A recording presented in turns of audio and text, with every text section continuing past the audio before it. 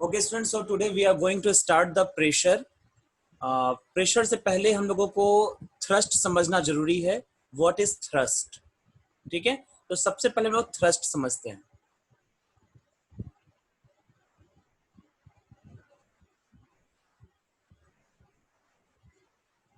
देखिए, थ्रस्ट का मतलब होता है it is a force acting normal to the surface.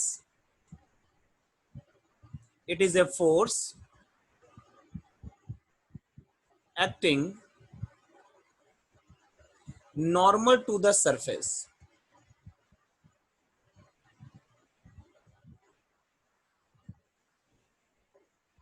अब नॉर्मल का क्या मतलब है? नॉर्मल का मतलब, अगर सपोज डैट ये कोई फ्लैट सरफेस है, ठीक है, अगर ऐसे कोई फ्लैट सरफेस है तो यहां पे नॉर्मल का मतलब ये है कि इस फ्लैट सरफेस के परपेंडिकुलर, इस तरीके से, अगर इसके ऊपर कोई भी फोर्स अगर लगता है,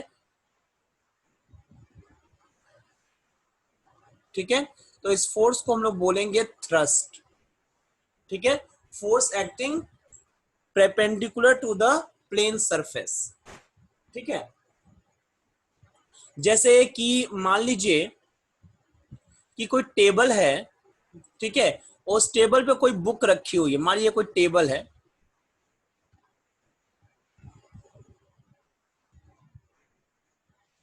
ये टेबल का पैर,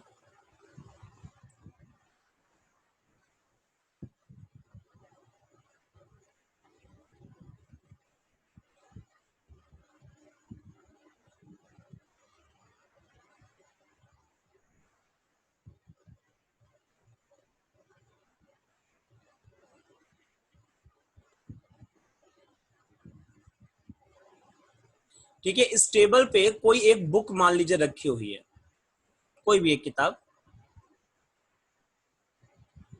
मैंने मान लिया कि बुक जो है वो फिजिक्स की रखी हुई है।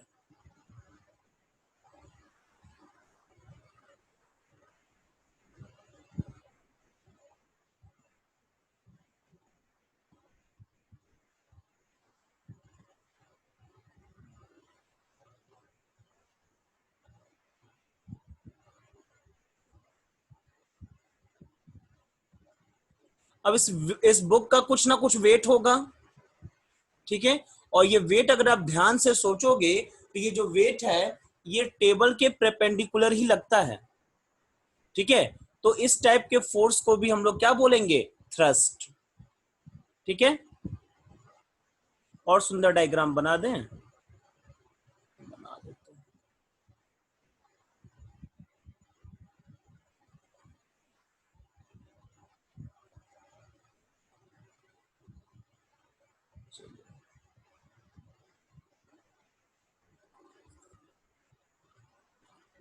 ठीक, तो ये भी बात जो आ जाएगी वो आ जाएगी थ्रस्ट की, यानी कि इसको भी हम लोग थ्रस्ट बोलेंगे। और चूंकि ये भी परपेंडिकुलर काम कर रहा है, वेट भी तो फोर्स ही होता है, तो ये भी थ्रस्ट कहलाएगा। ठीक है, अब थ्रस्ट कौन नहीं कहलाएगा ये भी बात समझना जरूरी है। अगर कोई फोर्स इस तरीके से मान लीजिए लग रहा है, ये फोर्स तो परपेंडिकुलर नहीं है, ये तो किसी दूसरे एंगल पर है, तो इसको हम लोग फोर्स बोल सकते हैं, इसको थ्रस्ट नहीं बोल सकते हैं। ठीक है, मेरी बात समझ में आ रही होगी आपको। Force acting normal to the surface is called the thrust. Now, SI unit of thrust,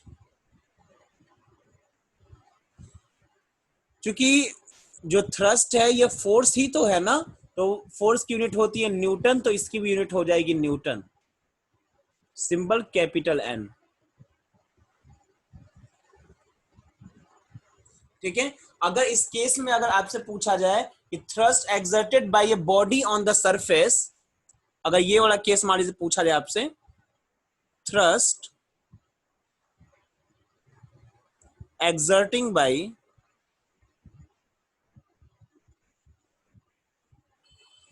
A body placed on the surface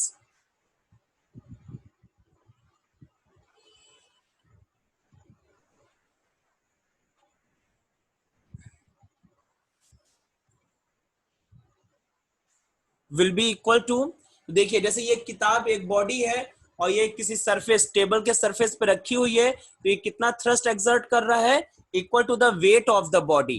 तो यहां पर भी क्या हो जाएगा, equal to weight of body. ठीक है। अगर किसी ऑब्जेक्ट के बारे में बोलेंगे कि ये ऑब्जेक्ट है 5 kg का है, किसी सरफेस पे रख दिया गया है, तो थ्रस्ट क्या होगा, तो 5 kg का है तो मास मालूम है, जी से मल्टीप्लाई कर लेंगे तो वेट निकल जाएगा और वही वेट उसका थ्रस्ट कहलाएगा। ठीक है। अब चलिए आते हैं हम लोग प्रेशर वाले टॉपिक पे। Now something about pressure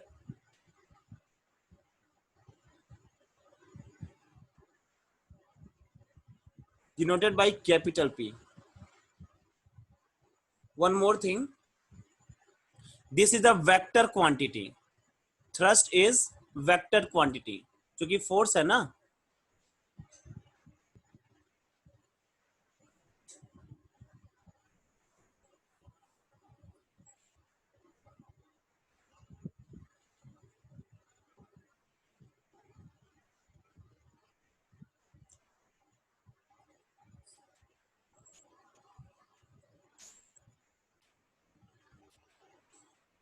Pressure is defined as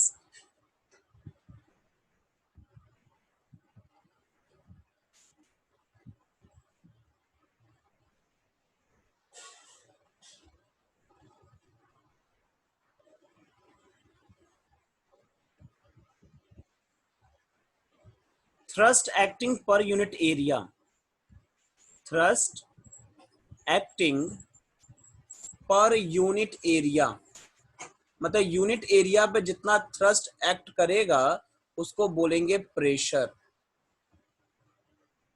ठीक है। Now suppose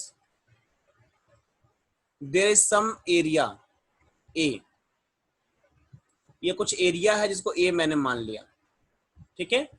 and the thrust acting on it is F, कितना थ्रस्ट एक्ट कर रहा है, एफ। तो ऐसे समझो यहां पर कि ए एरिया पर एफ थ्रस्ट एक्ट कर रहा है, तो यूनिट एरिया पर कितना थ्रस्ट एक्ट करेगा, एफ अपॉन ए। और डेफिनेशन के अकॉर्डिंग यही है ना, thrust acting on unit area is called the pressure. यानी कि प्रेशर का फॉर्मूला क्या हो जाएगा, F upon A. Therefore pressure P is equal to thrust F upon area A। ठीक है। सिंपली आप बोल सकते हो P equal to F upon A।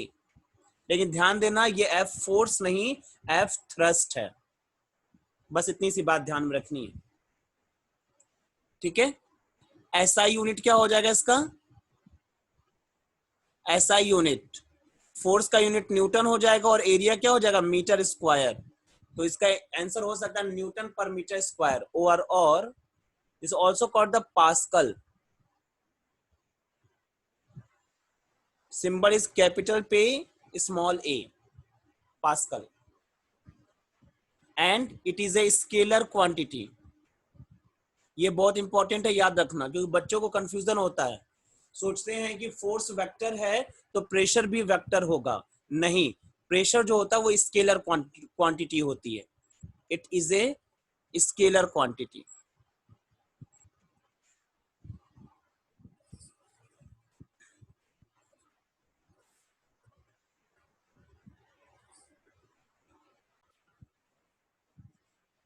Other units of pressure,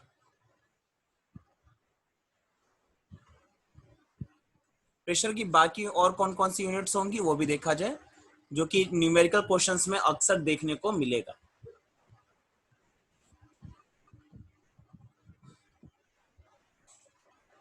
first Newton पर मीटर स्क्वायर मैंने बता दिया आपको। सेकेंड पास्कल, ये भी आपको मालूम हो गया। थर्ड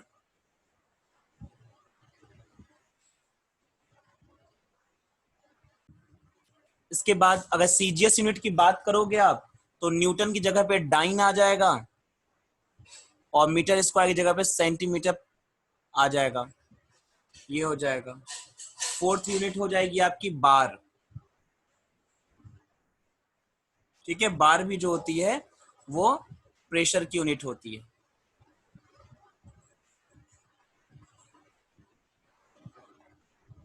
यहां पे आपको कंपैरिजन बता देता हूं। 1 bar is equal to 10⁵ pascal.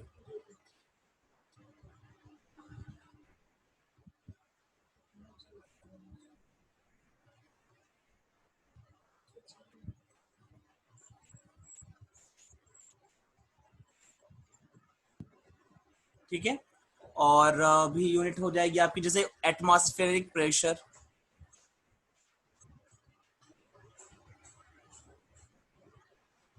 1 ATM atmospheric pressure बोलते हैं इसको। ये भी अप्रोक्सीमेटली 10⁵ पास्कल के बराबर होता है। 6 टॉर, टॉर भी यूनिट होती है। 1 torr is equal to 1 mm of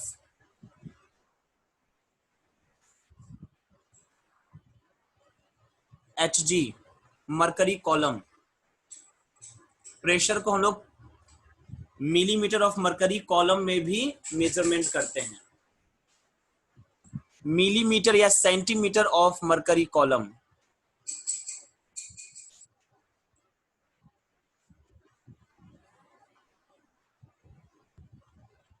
ठीक है,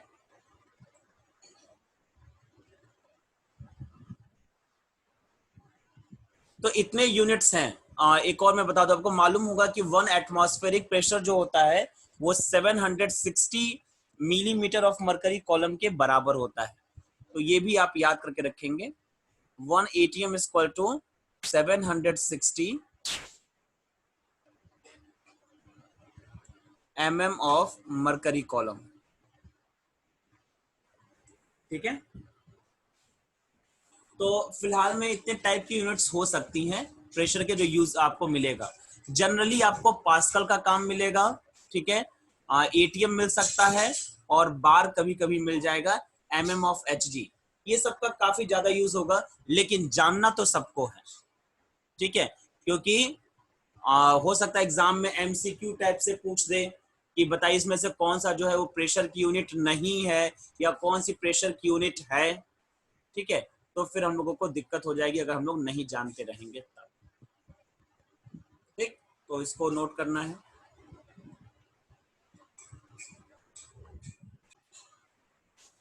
now topic is factors affecting the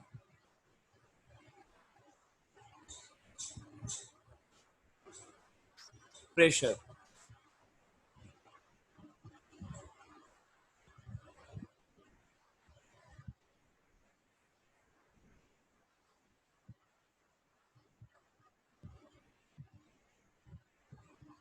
मतलब कौन कौन सी बातों पर प्रेशर डिपेंड करेगा। ठीक है, अभी जो सिंपल से ही हम लोग आगे बढ़ेंगे। अभी जो फॉर्मूला याद है आपको प्रेशर का, क्या क्या है? Thrust upon area. तो सबसे पहले थ्रस्ट पे डिपेंड करेगा। ठीक है, दूसरा किस पे डिपेंड करेगा? एरिया पे डिपेंड करेगा।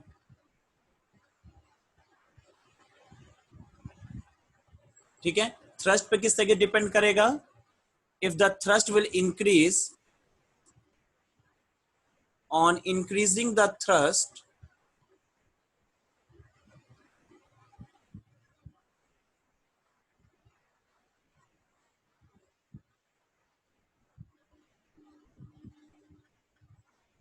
thrust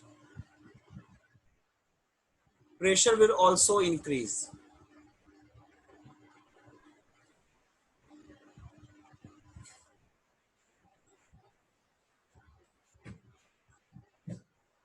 और जाहिर सी बात है कि अगर मान लीजिए आप ज्यादा फोर्स लगाओगे, ज्यादा थ्रस्ट लगाओगे, तो प्रेशर भी ज्यादा हो जाएगा। ठीक है, एरिया के साथ क्या होगा? ऑन इंक्रीजिंग द एरिया,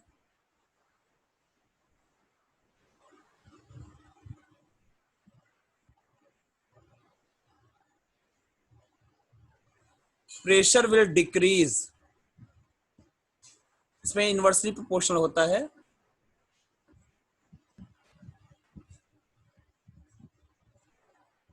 क्यों इनवर्सली प्रोपोर्शनल है? क्योंकि फॉर्मूला में आपको दिख रहा है P इक्वल टू क्या होता है? F upon A। तो A तो डिनोमिनेटर में है ना, तो डिनोमिनेटर चीजें बढ़ेंगी तो प्रेशर कम हो जाएगा। ठीक है, एक एग्जांपल लगा के देख लेते हैं। एग्जांपल सॉल्व कर लिया जाए। Suppose a person of 60 Newton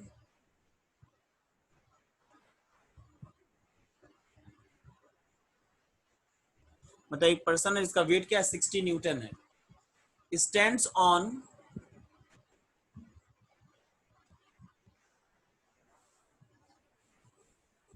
1 feet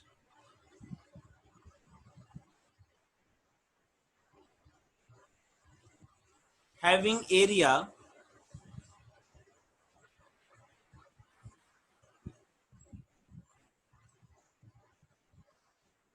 0.25 metre square.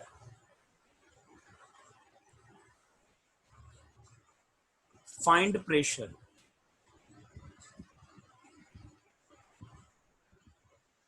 एक आदमी है जिसका वेट कितना है? 60 न्यूटन है, और वो एक पैर पे खड़ा है, तो उसका हमें प्रेशर निकालना है, कितना प्रेशर लग रहा है अर्थ पर। तो pressure equal to thrust upon area. Thrust का काम कौन करेगा? वेट।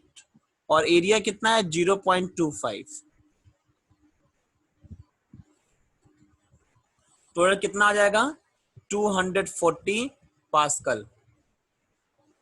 ठीक है ना? If person stands on both feet, अगर दोनों पैरों पे खड़ा हो जाए तब क्या होगा? देन ये P1 मान लेते हैं, इसको P2 मानते हैं। देन P2 स्क्वायर कितना होगा? आदमी का वेट तो उतना ही है, लेकिन एरिया क्या हो जाएगा? डबल हो जाएगा। A1 एरिया, A2 एरिया, ये 60 हो जाएगा और एरिया डबल, यानी कि एरिया बढ़ गया। और जब इसको आप सॉल्व करोगे तो मिलेगा 120 पास्कल। तो देखो एरिया अगर बढ़ा, यहाँ इस एग्जांपल से क्लियर है कि जब एरिया इंक्रीज किया तो प्रेशर अपने आप क्या हो गया? डिक्रीज हो गया।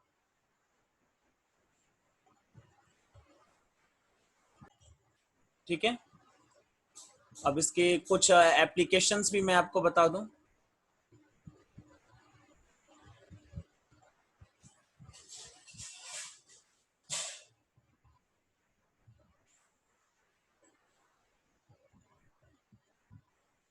इस बात के एप्लीकेशंस भी हैं। जैसे पहला,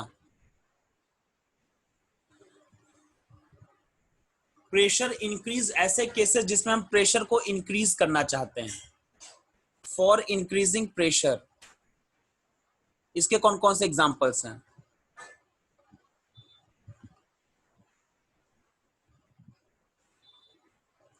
तो एग्जांपल नंबर फर्स्ट इसमें लेंगे हम कि अगर प्रेशर इंक्रीज करना है मतलब एरिया को कम करना पड़ेगा। ठीक है, तो आप ये मालूम होगा कि नेल्स आर पॉइंटेड। नेल्स मतलब कांटी, जो लोहे वाली कांटी होती है जो दीवार में आप लगाते हो, वो उसका देखना, उसका जो एंड होता है, ठीक है, उसको एकदम पॉइंट कर किया जाता है, क्योंकि जितना कम एरिया होगा उसका उतना ही ज्यादा प्रेशर से वो दीवार के अंदर हिट करेगा। ठीक है, इसलिए सेकेंड एग्जांपल मैं इसमें लूंगा,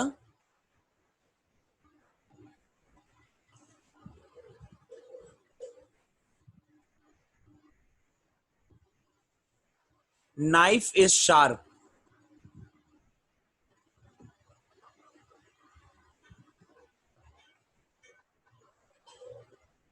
अगर शार्प नाइफ है तो आपको मालूम आसानी से कट कर देती है। तो क्यों? क्योंकि अगर जब शार्प करते हैं नाइफ को तो उसके एज का एरिया हम बहुत पतला कर देते हैं, और एरिया कम होने की वजह से प्रेशर बढ़ जाता है, जिसकी वजह से वो आसानी से किसी भी चीज को कट कर देती है। ठीक है, अब सेकंड एग्जांपल देखा जाए, डिक्रीजिंग द प्रेशर। तो कुछ केस में हम प्रेशर को कम करना भी तो चाहते हैं ना, for decreasing the pressure.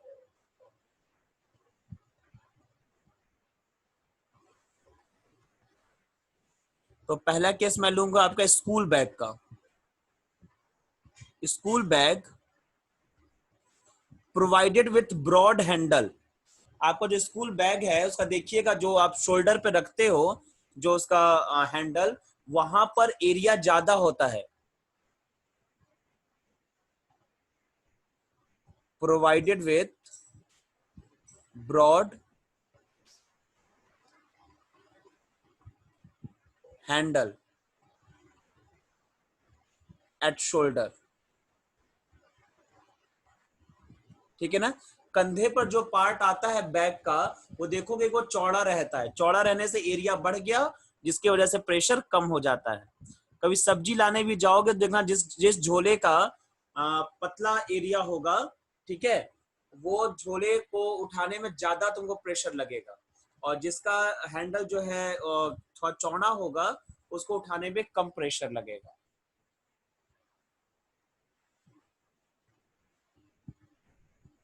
Slippers are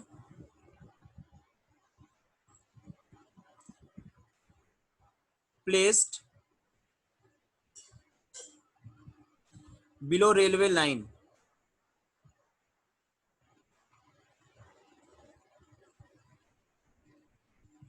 जो रेलवे लाइन होती है, जो रेल की जो पटरियां होती हैं, उसके नीचे स्लीपर्स लगाए जाते हैं। पहले तो लकड़ी का लगाया जाता था, लेकिन आजकल सीमेंट का लगाया जाता है, और उसकी वजह से क्या होता है, एरिया बढ़ जाता है, प्रेशर कम लगता है अर्थ के ऊपर, जिस वजह से पटरी जो है वो जमीन में धंसती नहीं है, इतना ज्यादा वेट हो जाने के बाद भी। तो ये कुछ एग्जांपल्स हैं प्रेशर के।